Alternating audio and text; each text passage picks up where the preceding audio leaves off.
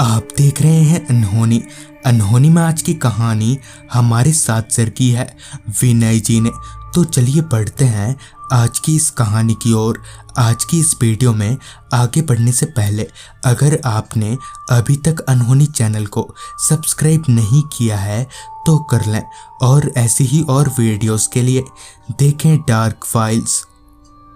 रात के 9:30 बज रहे थे। ट्रेन अपनी पूरी रफ्तार में मोकामा स्टेशन को पार करती हुई आगे बढ़े जा रही थी। ट्रेन में बैठा मैं ट्रेन की खिड़की से बाहर घने अंधेरे को देखे जा रहा था।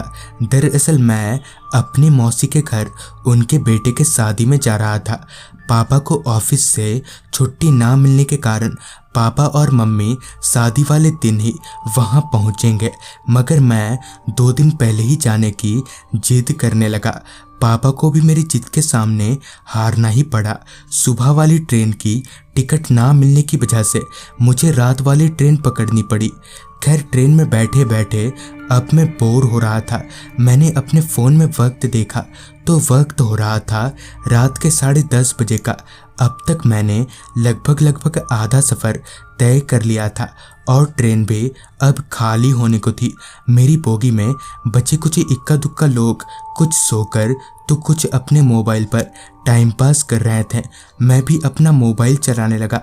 मैं अभी फ़ोन चला ही रहा था कि तभी ट्रेन रुकी, मगर ना तो वहाँ पर कोई स्टेशन नज़र आ रहा था और ना ही कुछ और।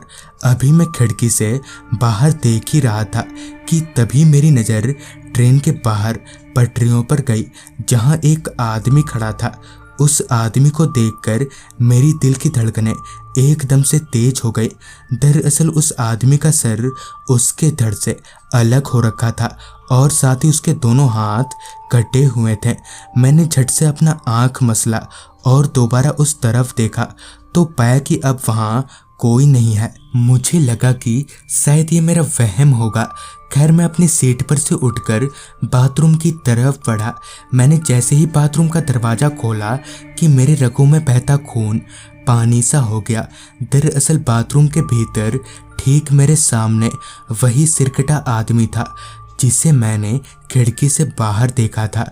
मैं बिना कुछ सोचे समझे उस वक्त वहाँ से भागना ही ठीक समझा।